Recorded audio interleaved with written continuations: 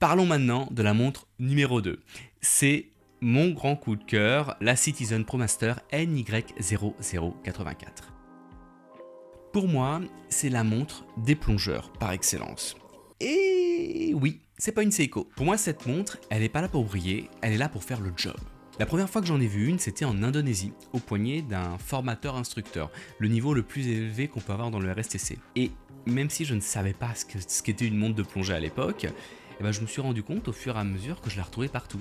Personnellement, je la trouve très belle et c'est selon moi la meilleure plongeuse à rapport qualité-prix du marché. On est en plus sur un mouvement automatique Miyota 8203, donc il y a ce côté magique des montres mécaniques.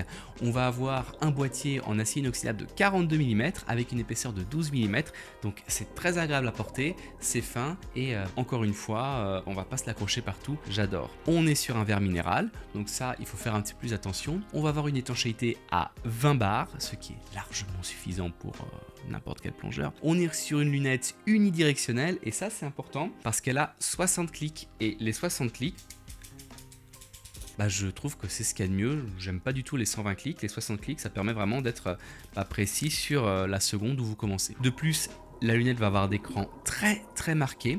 Alors ça peut sembler un peu rugueux lorsque vous la prenez en main, mais pour la plongée, c'est parfait. On est sur une couronne vissée et positionnée à 8 heures pour éviter les accros, c'est plus confortable et ça abîme moins la combinaison. Et ce modèle-là est avec un bracelet inoxydable. Alors, les bracelets acier, c'est moins confortable que le caoutchouc, mais il y a un chouette look. Et vous pouvez trouver d'autres montres de chez Citizen avec les bracelets en caoutchouc qui ont les tables Navy d'inscrits dessus, c'est assez classe.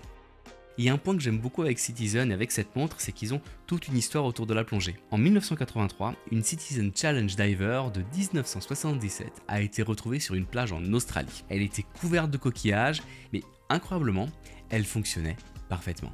Et moi j'aime bien ce genre de petite anecdote. C'est pas pour rien que ma première montre de plongée c'était une Citizen. J'ai eu une Aqualon, elle est dans le décor, et je l'avais même présentée sur la chaîne Montre ton calibre.